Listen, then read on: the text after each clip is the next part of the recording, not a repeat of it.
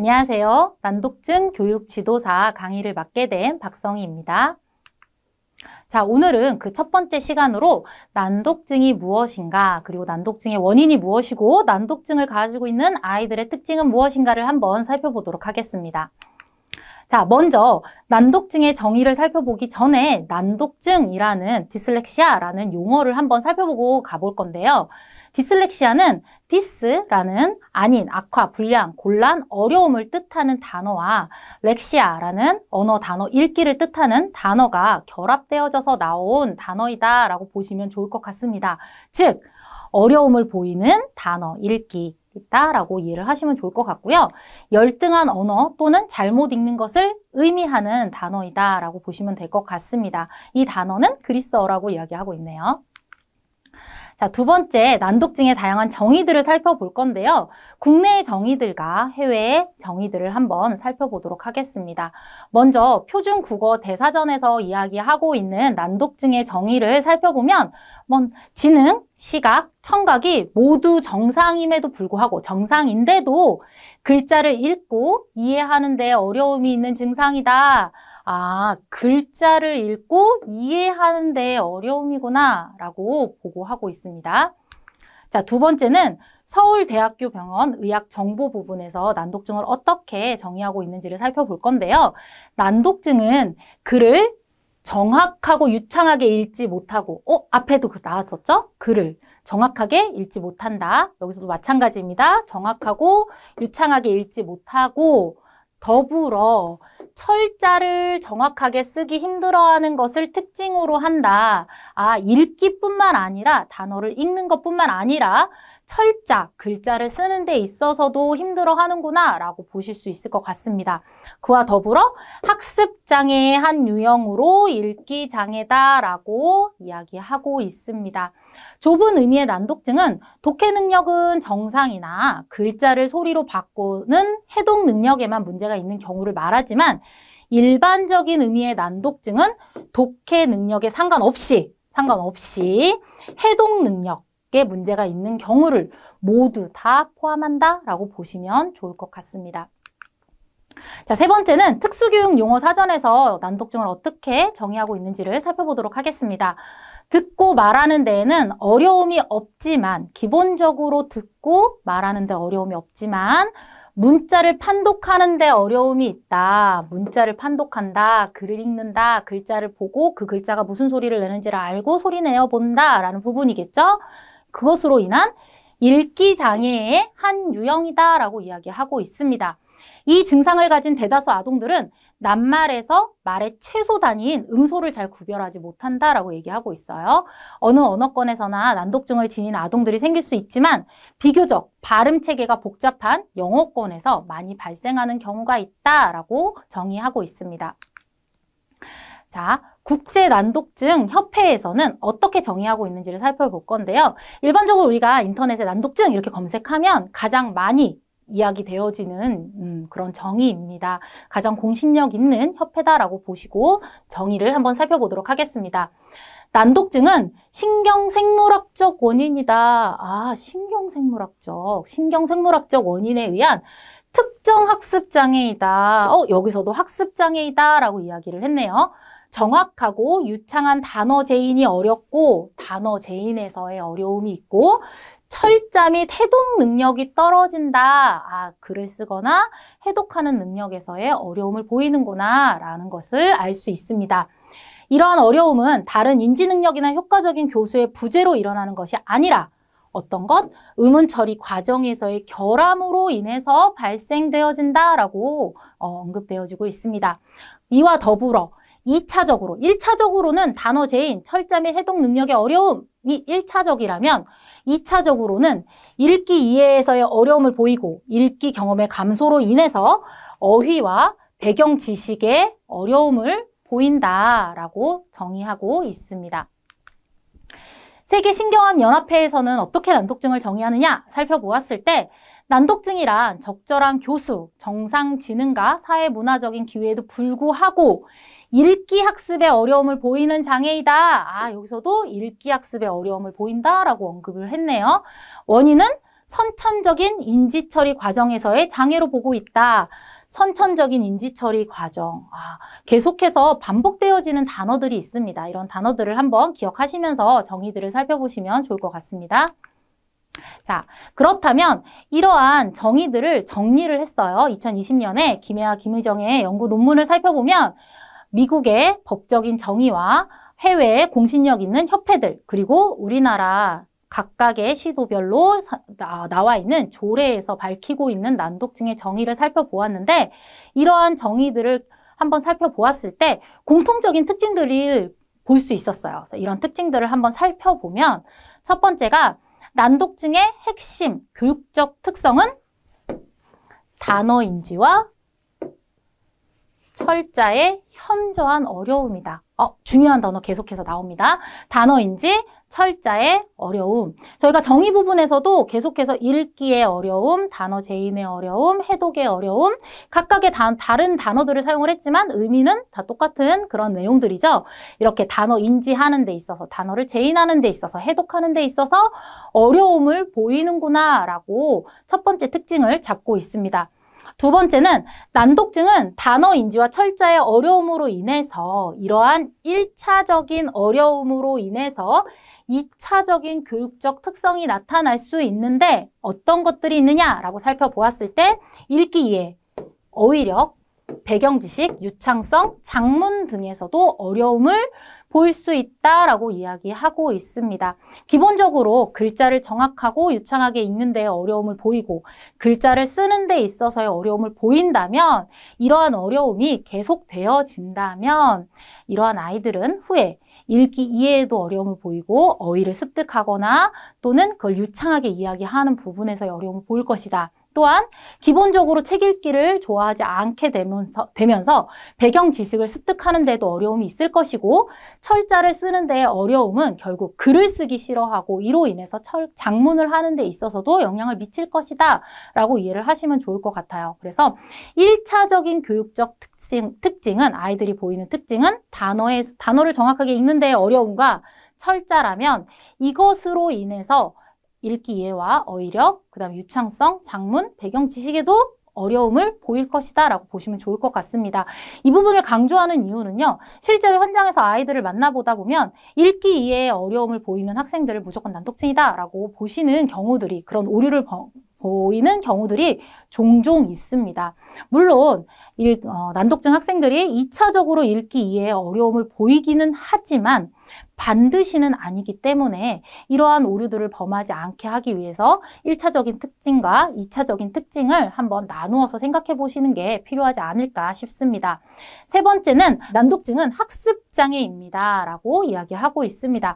물론 모든 정의에서 난독증은 학습장애다 라고 이야기하고 있지는 않아요. 정의들마다 조금씩 다르기는 하지만 대부분의 정의에서는 난독증은 학습장애의 한 유형이다 라고 보고 있습니다. 제가 이제 강의 준비를 하면서 여러 가지 이제 미디어나 이런 거를 봤을 때 난독증은 학습장애가 아닙니다 라고 이야기하는 자료들도 굉장히 많았어요. 그래서 반드시는 아니지만 대부분의 자료에서, 법적인 자료에서는 난독증을 학습장애로 분류하는구나 라고 이해를 하시면 좋을 것 같습니다. 자, 네 번째, 난독증은 내적 원인으로 인해서 발생한다라고 얘기를 하고 있고요. 신경생물학적인 원인으로 인한 의문 처리 이상이다라고 이야기를 하고 있습니다. 물론 추정된다라고 이야기를 하고 있지만 기본적으로 난독증 하면 신경생물학적인 어려움이다. 뇌의 어떤 영역에서의 비활성화 부분이 생기면서 난독증이 나타난다라고 보고 있는 경우가 대부분입니다. 자, 마지막으로 난독증은 적절한 교수가 제공되었음에도 불구하고 어려움을 보이며 지능, 다른 인지 능력 및 감각 기능에서는 별 이상이 없음에도 불구하고 어려움을 보인다라고 이야기를 하고 있습니다. 적절한 교수가 제시가 되고 그리고 다른 장애적인 요인들, 다른 어려움이 없음에도 불구하고 난독증 같은 경우에는 단어 인지나 철자의 어려움을 보인다라고 이야기하고 있습니다. 자, 학습장애, 난독증, 학습부진, 학습지원 대상 학생. 뭔가 굉장히 비슷한 단어들 같지만 굉장히 좀 다른 것 같기도 하고 많이 헷갈려하는 용어들입니다. 자, 이러한 용어들이 법적으로는 어떤 법적 근거로 인해서 정의되어지고 있는지 한번 각각을 비교하면서 살펴보도록 하겠습니다. 먼저 학습장애는 장애인 등에 대한 특수교육법 제15조 그리고 제10조에 따른 별표 특수교육 대상자 선정 기준을 살펴보면서 정의를 한번 살펴볼 건데요. 먼저 학습장애는 개인의 내적 요인으로 인한 것이다. 내적 요인으로 인하여 듣기, 말하기, 주의 집중, 지각, 기억, 문제 해결 등의 학습 기능이나 읽기, 쓰기, 수학 등 학업 성취 영역에서 학습 기능, 학업 성취 영역에서 어려움을 보인다라고 이야기하고 있습니다. 자, 제가 지금 다른 색으로 표시되어져 있는 부분들은 기억을 해주시면서 각각의 정의들을 살펴보시면 좋을 것 같습니다. 학습장애, 내적 요인으로 인해서 학업 성취에 어려움을 보이는구나. 근데 이 학업 성취 안에는 읽기만 들어가는 것이 아니라 읽기, 쓰기, 수학 등 다양한 분야가 들어가는구나 라고 이해를 하시고 다음으로 넘어가겠습니다. 두 번째는 난독증입니다. 난독증은 전국 7개 교육청, 그 다음에 8개 시도 단위에서의 난독증 학생 지원 조례를 제정했는데 이걸 근거하여 정의를 한번 살펴보도록 하겠습니다. 난독증은 신경생리학적으로 지능과 시력, 청력 등이 모두 정상임에도 불구하고 언어와 관계되는 신경학적 정보 처리 과정의 문제로 인해 글을 원활하게 읽지 못하는 증상이다 라고 정의하고 있습니다. 신경학적 정보 처리 과정의 문제, 내적인 문제, 신경생물학적인 문제, 거의 비슷한 뜻의 표현이라고 생각을 하시면 좋을 것 같고요. 글을 원활하게 읽지 못한다. 학습적인 부분에서의 어려움이다 라고 이해를 하시면 좋을 것 같죠. 학습장애는 읽기, 쓰기, 수학을 모두 다 포함을 했다면 난독증은 글을 원활하게 읽지 못한다. 읽기 부분에서의 어려움이다 라고 이야기하고 있다 보시면 됩니다. 자, 세 번째는 학습 부진입니다. 학습 부진은 성격 장애나 지적 기능의 저하 등으로 인하여 학습에 제약을 받는 학생 중 장애인 등에 대한 특수교육법 제15조에 따른 학습장애를 지닌 특수교육 대상자로 선정되지 아니한 학생이라고 이야기하고 있습니다. 성격 장애, 지적 기능의 저하 등으로 인하여 기본적인 내적인 문제인 거죠. 지적 기능이 낮거나 또는 성격적인 부분에서의 문제가 있는 것은 개인 내적의 문제다라고 보시면 좋을 것 같습니다. 이런 개인 내적의 문제로 인해서 학습에 제약을 받는 학생들 여기서 단서가 하나 붙습니다. 특수교육 대상자로 선정되지 아니한 학생이라는 조건이 붙습니다. 분명하게 학습 장애와 학습 부진을 나누고 있습니다. 그래서 이것도 한번 비교해 보시면 좋을 것 같습니다.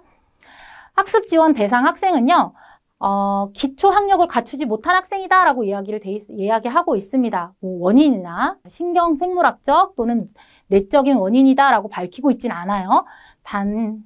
단순하게 기초 학력을 갖추지 못한 학생이다라고 이야기를 하고 있습니다. 그래서 이런 부분들이 학교 생활을 하는 데 있어서 기본적인 학습 능력을 따라가는데 어려움을 보이는 어떤 이유인지는 잘 모르지만 그런 학생들을 학습 지원 대상 학생이라고 하는구나 라고 보시면 될 것 같습니다. 이렇게 비슷한 듯 하지만 조금씩 다르고 각각의 정의들이 특징을 각각 가지고 있기 때문에 이 4가지의 정의를 다시 한번 읽어보시고 어떤 특징들이 있는지 다시 한번 정리해 보시면 좋을 것 같습니다. 자, 5번째, 읽기 관점에서 바라본 난독증에 대해서 살펴보도록 하겠습니다. 자, 난독증이라고 했을 때 기본적인 어려움은 아까 해독이었어요. 단어인지, 단어 제인, 해독과 관련된 부분에서의 어려움, 그리고 철자와 관련된 부분에서의 어려움이었죠. 그런데 난독증 아이들은 1차적으로 해독에서의 어려움을 보입니다. 2차적으로 읽기 이해의 어려움을 보이긴 하지만 1차적으로는 해독과 철자의 어려움을 보입니다. 그래서 언어적인 이해는 굉장히 뛰어난, 언어적인 이해 부분에서는 크게 문제가 없는 경우들이 많이 있습니다. 그래서 우리가 보려고 하는 난독증은 해독에서의 약점을 가지고 있지만 언어 이해에서는 강점을 가지고 있다라고 보시면 좋을 것 같고요.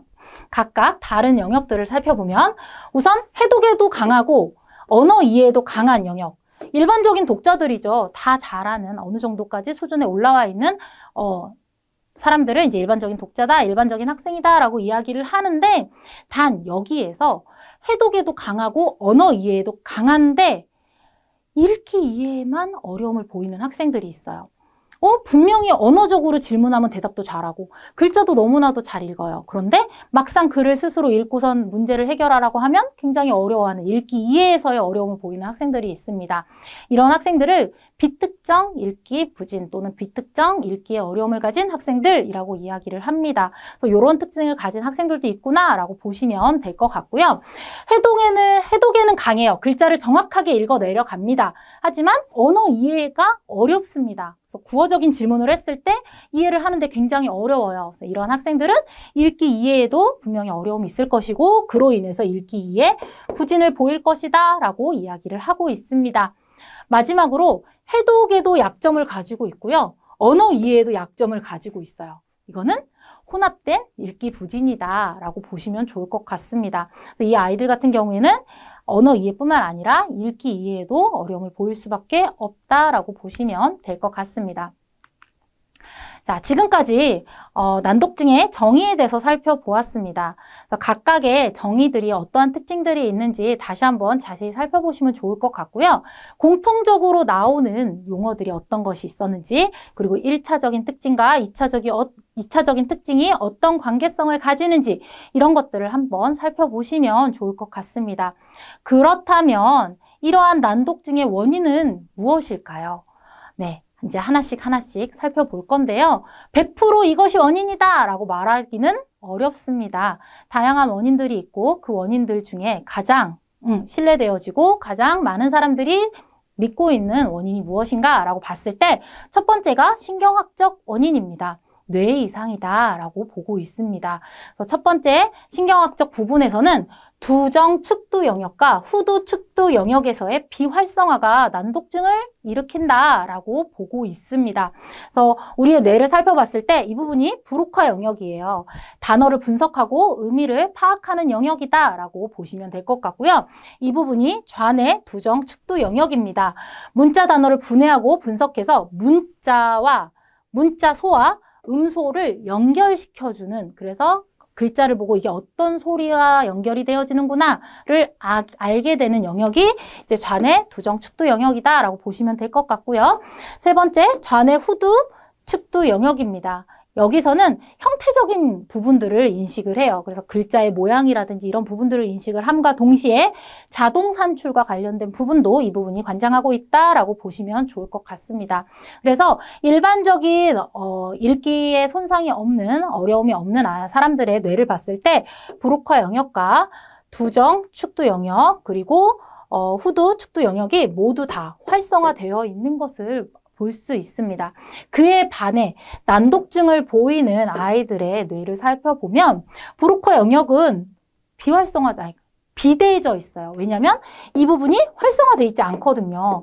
좌뇌 두정 측두 영역과 후두 측두 영역이 활성화되어 있지 않기 때문에 그에 반해서 브로카 영역이 약간은 비대되어져 있다라고 보시면 좋을 것 같습니다. 그래서 딱 봤을 때 얘는 이 부분이 뭔가 활성화되어 있는데 이 부분은 없구나라는 게 눈에 딱 보이고요.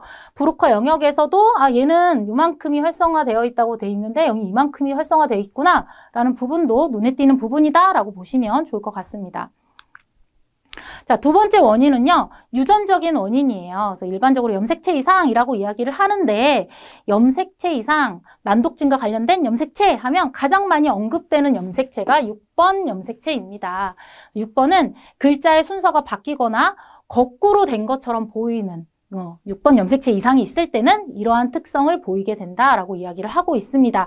그래서 난독증 아이들한테 6번 염색체 이상이 많이 발견된다라고 이야기하고 있습니다. 더불어 다양한 염색체들이 보고가 되어지고 있는데요. 7번 염색체라든지 다른 염색체들도 이제 난독증에 영향을 미친다라고 보고 있습니다. 연구물들에서 살펴보면 이란성 쌍둥이보다 일란성 쌍둥이에게서 난독증이 더 빈번하게 발생이 되고 그렇기 때문에 유전적인 요인을 배제할 수 없다라고 이야기하고 있습니다. 세 번째 원인으로는 빠른 청각 처리의 원인을 들 수 있습니다. 그래서 난독증인 사람들은 여러 청각 과제에서 낮은 성취를 보이는 특징들이 공통적으로 나타납니다. 그렇다면 뭔가 청각적인 자극이 들어왔을 때 그것을 빠르게 처리하는 능력에서 이상이 있다면 이것이 난독증을 일으키는 원인으로 작용하는 것은 아닐까라고 이제 연구물에서 밝히고 있습니다. 네 번째는 의학적 원인으로 조산이나 당뇨, 뇌막염, 심정지 등이 아이들한테 영향을 미쳐서 또는 뇌에 손상을 주어서 또는 이러한 부분들이 아이들에게 어떠한 변화를 일으켜서 난독증을 가져올 수 있다라고 이야기하고 있습니다. 자, 다섯 번째는 환경적 원인이에요. 가정 환경 요인과 학교 환경 요소로 나눠볼 수 있는데 가정 환경 요인 같은 경우에는 얼마나 많은 자극을 주는지, 얼마나 질적으로 높은 자극을 주는지와 관련된 부분이다라고 보시면 좋을 것 같아요. 그래서 부모와의 상호관계라든지 부모와의 함께 있는 시간이라든지 이런 것들이 모두 다 포함이 된다라고 보시면 될 것 같고요. 학교 환경 요소 같은 경우에는 조기 중재가 제시가 되어졌는지 또는 교육적으로 적절한 중재가 제시가 되어졌는지 또는 훈련을, 그러니까 읽기를 충분히 할 수 있는 그런 환경이 만들어졌는지 이런 것들이 모두 다 포함이 되어집니다. 그런데 우리가 난독증 정의를 살펴보았을 때 환경적인 요인이라든지 적절한 교수의 부재라든지 또는 다른 장애의 원인으로 인해서 나타나는 읽기의 어려움은 난독증이라 보지 않는다라고 정의 내려져 있는 경우들이 많았습니다. 그래서 이 환경적 요인이 과연 난독증의 원인일까? 라는 질문들을 굉장히 많이 하세요. 근데 이렇게 생각하시면 조금 더 쉬우실 것 같아요. 난독증을 어느 정도 가지고 있는 학생이 이러한 환경적인 요소들이 결합이 되어진다면 난독증이 점점 더 심화되어질 것이다 라고 보시면 좋을 것 같습니다. 그리고 이것으로 인해서 읽기에 어려움이 있다면 그건 적절한 교수를 주고 환경적 요소를 변화시켜 준다면 충분히 난독증이 없어질 것이다. 글씨를 못 읽는 부분들이 교수되어질 것이다 라고 이해를 하시면 좋을 것 같습니다. 자, 그러면 이제 난독증의 특징에 대해서 한번 살펴보도록 하겠습니다. 지금까지 난독증의 정의와 난독증의 원인에 대해서 이야기를 했어요. 자, 지금 저희가 이야기한 이 내용을 기억을 하신다면 난독증의 특징은 그냥 쭉 읽으시면서 아마 쉽게 이해하실 수 있으실 것 같아요. 난독증 정의에서 강조되어졌던 점들, 원인에서 밝혀졌던 내용들이 모두 다 난독증의 특징으로 연결되어진다라고 보시면 좋을 것 같습니다. 자, 난독증을 이해하기에 앞서 먼저 기본 원칙을 한번 살펴볼게요. 난독증이 있는 사람은 학습이 가능하며 학교 공부나 일상생활을 잘 수행할 수 있다라는 부분들 꼭 기억해 주셔야 합니다. 난독증이니까 글자를 못 읽으니까 공부도 못할 것이고 사회 적응도 못할 것이고가 아니라 난독증이 있다 하더라도 충분히 학습이 가능하고 대체적인 자료들을 사용할 수도 있고 배경 지식을 습득하는 데 있어서 다른 방법들도 충분히 있기 때문에 충분히 학습이 가능하다라는 부분들 기억을 하시면 좋을 것 같고요. 적절한 지도는 언제 시작해도 늦지 않다. 늦게 시작했으니까 안 될 거야. 지금까지 못 읽었는데 계속 못 읽겠지가 아니라 지금 바로 시작할 수 있다면 그것이 가장 적절한 지도이다라고 보시면 좋을 것 같습니다. 단 조기 중재가 아이들한테, 학생들한테 굉장히 효과적인 것은 확실한 사실입니다. 그래서 가능하면 빨리 시작하는 것이 아이들의 실패나 아이들의 어려움을 빨리 없애줄 수 있는 가장 좋은 방법이에요. 하지만 그것이 힘들었다면 지금, 어려움이 보여지는 지금 무엇인가 시작하더라도 늦지 않다라는 부분을 기억해 주시면 좋을 것 같고요. 이러한 학습 스타일에는 많은 강점과 재능이 동시에 존재하는 경우가 많습니다. 그래서 읽기를 못한다 하더라도 굉장히 외우는 거를 잘해서 누군가가 들려주는 그 내용을 통으로 외워버린다던가 이런 식의 다른 재능이 발달할 가능성이 있습니다. 그렇기 때문에 이러한 특징들을 파악하는 것도 교수자로서 반드시 필요한 역할이다라고 보시면 좋을 것 같습니다. 네 번째는 난독증은 구두 언어 및 문자 언어와 같은 언어를 다루는 능력에 영향을 미친다. 그렇겠죠. 내가 단어를 정확하게 읽고 그것들을 정확하게 쓰는데 어려움이 있다면 언어적으로 말을 하는 데 있어서 그 다음에 글자를 쓰는 데 있어서의 제약이 어느 정도는 있을 거라 생각이 듭니다. 그래서 그런 부분들을 충분히 염두에 두고 교육을 하는 것이 필요합니다. 5번째, 난독증이 있는 사람은 구두 상징을 이해하고 기억하고 정리하고 사용하는 데에 어려움이 있을 수 있습니다. 이로 인해서 읽기, 쓰기, 철자, 필기, 산술과 같은 많은 기본적인 기술의 어려움을 보일 수 있다는 부분을 기억해야 합니다. 자, 이 부분을 기억하는 이유가 뭐냐면 어려움을 보일 수 있어, 못할 거야 가 아니라 어려움을 보일 수 있기 때문에 어떻게 도와주어야 할까를 고민하는 그런 시간이 필요하다라고 이해를 하시면 좋을 것 같습니다. 자, 난독증의 특징에서 봤을 때, 특징을 살펴볼 때 출연율을 꼭 살펴보는 게 좋을 것 같아요. 그래서 난독증이 과연 얼마나 많은 학생들이 난독증을 보이고 있는지, 난독증의 출연율이 과연 얼마나 될까와 관련된 연구물입니다. 그래서 난독증 핵심 교육 특성과 2차적인 교육적 특성을 보이는 학생의 출연율을 한번 살펴보았는데, 기본적으로 전체 학생에서 저학년과 고학년 학생들을 합쳤을 때 읽기 어려움을 보이는 학생들을 100이라고 보면, 그쵸? 읽기 쓰기 어려움을 보이는 학생들을 모두 모아서 그걸 100%다라고 이렇게 보았을 때 난독증의 핵심 특성, 단어인지와 철자에서의 어려움을 보이는 학생은 34%가 나왔습니다. 네. 적은 편은 아니죠. 100%에서 34%는 적은 편은 아닙니다. 그래서 요 34%라는 프로가 뭐야 50%도 안 돼? 가 아니라 100명 중에 34명이 난독증의 핵심 증상을 보이는구나. 굉장히 높은 수치구나 라고 이해를 해주시면 좋을 것 같습니다. 이거를 조금 더 자세하게 저학년군과 고학년군으로 나눴을 때 저학년군에서는 43%, 고학년군에서는 23%가 나왔습니다. 왜 고학년에서는 적게 나왔을까요? 우리가 일반적으로 단어인지와 철자를 집중적으로 학습을 하는 시기는 1학년, 2학년 때입니다. 초등학교 저학년 때죠. 그래서 이 시기에 난독증과 관련된 이슈들이 굉장히 많이 다루어지게 되고 그로 인해서 글을 읽고 쓰는데 어려움을 보이는 학생들이 계속해서 보여질 거예요. 그래서 이로 인해서 적절한 교수들이 계속해서 주어지겠죠. 그러면서 고학년으로 넘어가면서 그런 어려움을 극복한 친구들도 있을 것이고 극복하지 못하는 친구들도 있을 거예요. 그래서 이런 퍼센테이지가 변화가 있구나라고 이해를 하시면 좋을 것 같고요. 전체 학생 중에 난독증을 보이는 학생이 34%라고 보고를 하고 있고 이 34% 중에 2차적인 어려움을 보이는 읽기, 이해라든지 배경 지식이라든지 어휘라든지 유창성이라든지 작문이라든지 이런 2차적인 특성을 보이는 아이들은 30%나 됩니다. 네, 34%에서 30%가 2차적인 특성을 보이고 4%는 특징을 보이지 않는다라고 보시면 돼요. 그래서 2차적인 특징이 모든 아이들한테 나타나지는 않지만 많은 아이들에게 나타나고 있구나라고 정리를 하시면 좋을 것 같고요. 저학년군에서도 마찬가지로 43% 중에 37%가 고학년 학생들 중에 23% 중에 21%가 2차적인 어려움을 보이고 있다라고 보시면 될 것 같습니다. 자, 이제는 난독증의 발달 단계별 특징을 한번 살펴보도록 하겠습니다. 먼저 학령 정기 아이들의 특징을 살펴보면 말하기나 좋은 발달이 지연이 되는 특징을 가지고 있고요. 혀 짧은 소리가 늦게까지 지속이 되어집니다. 단어를 잘못 발음하는 경우가 굉장히 많고요. 글자에 관심이 적고 자기 이름을 쓰지 못하고 자기 이름에 든 자모의 이름도 모르는 경우들이 많습니다. 말소리를 어절로 분절하지 못하고 글자를 말소리와 연결하지 못하는 특징들을 보이고 있습니다. 자, 학년 전기에서는 글자를 읽고 글자에 대한 변별을 한다기보다는 소리 자극, 청각적인 자극을 듣고 그것을 변별하고 그것들의 특징을 파악을 하고 그것들을 결합도 해보고 또 나누어도 보고 하는 의문적인 부분들에서의 어려움이 있다라고 보시면 좋을 것 같고요. 전체적으로 글자에 대한 관심이 많이 떨어지면서 자기 이름을 쓰거나 자기 이름에 어떠한 자모들이 들어가는지에 대한 관심 또한 굉장히 낮다라고 정리하시면 될 것 같습니다.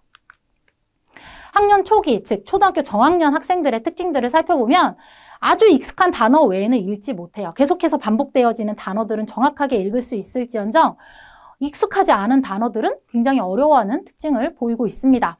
받침이 있는 단어를 읽지 못하는 경우들이 굉장히 많아요. 그래서 받침의 원리라든지 이런 것들을 굉장히 어려워하는 아이들이 많습니다. 글자의 모양과 무관한 읽기 오류가 많이 있습니다. 그래서 모양을 보고선 그 글자에 비슷한 단어랑 뭐 바꿔 읽는다던가 그게 아니라 완전히 다른, 그거랑은 전혀 상관없는 소리로 읽는다던가 이런 특징들을 보인다라고 보시면 될 것 같습니다. 음절 단어나 음운 변동이 있는 단어를 읽기 힘들어 합니다. 그쵸? 일반적으로 소리 나는 대로 쓰는 단어들은 굉장히 잘 쓰는 반면에 음운 변동이 있으면 굉장히 어려워해요. 그리고 오히려 한 글자, 음절, 하나의 글자로 이루어진 단어들을 굉장히 어려워합니다. 실제로 아이들이 두 글자, 두 개의 음절로 된 단어 중에 한 음절을 몰랐을 때 나머지 한 음절을 힌트로 모르는 음절을 유추해서 쓰는 경우들이 좀 있어요. 그런데 한 음절일 경우에는 그런 유추 과정을 거칠 수가 없죠. 그래서 오히려 음절 단어에서의 어려움을 굉장히 어려워한다라고 보시면 될 것 같습니다. 베껴 쓰기는 되는데 받아 쓰기는 못합니다. 보고 쓰는 것은 잘하지만 소리 듣고 그대로 쓰는 부분에서는 굉장히 어려워한다라고 보시면 되고요. 쓰기가 느리고 글자를 알아보기 어려워하는 특징들을 가지고 있습니다. 단어 속 자음, 모음의 순서를 헷갈려 하고요. 혼자서 문제를 풀거나 책을 읽지 못하고 읽어주면 잘 이해하는 특징을 보이고 있습니다. 그래서 학년 초기 아이들은 기본적으로 이제 글자를 학습을 하면서 글자들의 각각의 자음, 모음이 어떤 소리가 나고 그것들이 어떻게 결합이 되고 어떻게 음절이 만들어지고 음절과 음절이 결합돼서 어떻게 단어가 만들어지고 이런 것들을 학습이 되어지는데 이런 부분에서의 어려움이 이런 부분을 이해하는 데 어려움이 있고 그리고 특히 받침 단어나 음운 변동 단어에서는 특히 어려움을 보인다라고 보시면 될 것 같습니다. 학년 후기 초등학교 고학년 학생들 같은 경우는 다음 절이나 낯선 외래어를 읽을 때 생략이나 대치를 많이 합니다. 그리고 느리고 힘들게 소리내어 읽고요. 날짜, 사람 이름, 전화번호를 외우기 힘들어합니다. 읽기 이해력, 능력이 부족한 특징을 보이고요. 조사 등 기능어에 대한 이해가 부족합니다. 철자법을 자주 틀리고 그로 인해서 작문 능력이 부족한 경우들이 많이 있습니다. 굉장히 책 읽기를 싫어합니다. 책 읽기뿐만 아니라 쓰기를 정말 많이 싫어하는 시기다라고 보시면 될 것 같습니다. 단순히 단어, 제인, 단어 인지에서 이제는 이해로 넘어가는 2차적인 특징들이 결합이 되면서 아이들이 훨씬 더 이해적인 부분에서의 어려움을 보인다라고 보시면 될 것 같습니다. 청소년기 및 성인기는 느리고 힘겨운 읽기를 하고요. 소리내어 읽어야만 이해가 가능하고 자세하게 읽기보다는 대충 읽는 경향이 있습니다. 그리고 읽기 이해력이 부족하고 작문 능력이 부족하고 철자법 실수가 늦게까지 지속되는 경우들이 굉장히 많이 있습니다. 자, 그렇다면 난독증이 아닌 경우는 무엇일까를 살펴보게 되면 광범위한 구어장애, 주의력 또는 행동의 기본적인 문제, 읽기 이해 또는 쓰기 표현의 기본적인 문제, 낮은 동기부여나 제한된 노력, 열등한 실형이나 청력, 기본적인 정서 행동의 문제, 인종 배격이나 가족, 소득과 관련된 것, 부족한 교육 또는 제한된 교육 기회의 결과, 제한된 지능, 아동기 정신분열증, 자폐 스펙트럼 장애 등등등이 있습니다. 자, 이것들을 쭉 읽어봤을 때 다시 한번 정의로 다시 돌아가서 생각하는 시간이 필요할 것 같아요.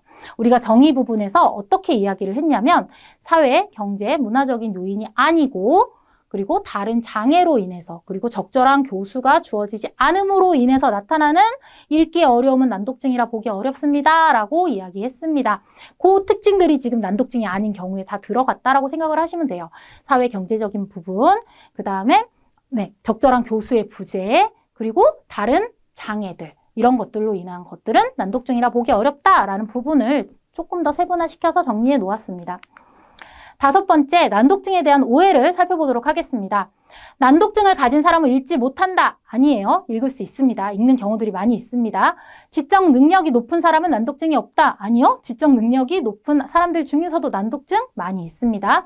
난독증은 사물을 거꾸로 본다. 거꾸로 보는 경우도 있지만 모든 사람들이 그렇진 않습니다. 난독증은 드문 장애이다. 아까 출연율 보셨죠? 결코 드문 장애가 아닙니다. 난독증은 적어도 3학년까지는 진단되기 어렵다. 아까 학령 정기, 저학년 아이들에서도 특징들이 나타났어요. 진단될 수 있습니다.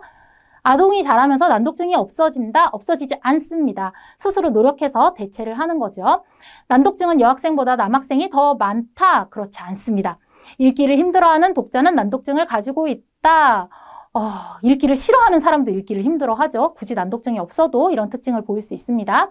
철자를 거꾸로 쓰는 아동들은 난독증을 가지고 있다.